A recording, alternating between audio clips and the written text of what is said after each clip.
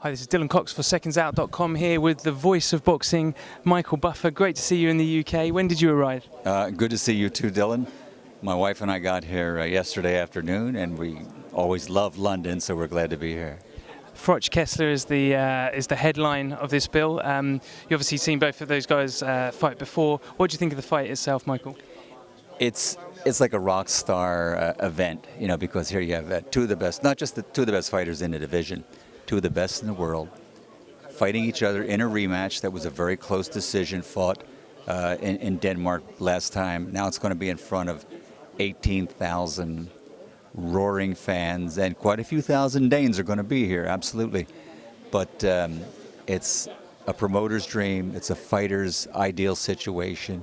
It's great for fans and pundits. It's just a perfect, electric night of boxing. When was the last time, or have you indeed announced a fight in the UK before? Well, I was just in Manchester for Ricky's fight in, I guess that was November, and or was it?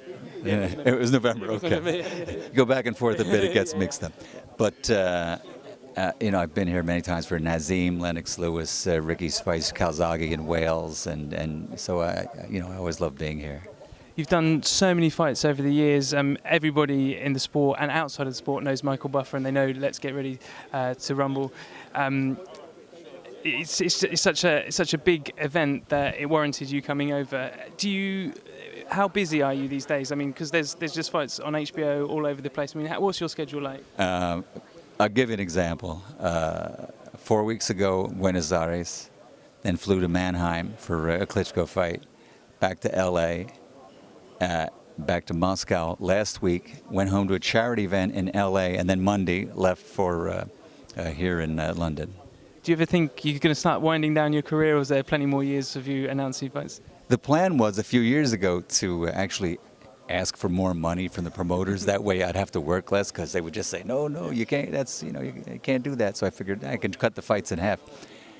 And it just actually, for some reason, started back to every weekend, so it's pretty crazy. I'm going to ask you a bit of a difficult question here. Who do you think is going to win on Saturday night between Froch and Kessler? You really you really think on Wednesday I'm going to give you an answer about that?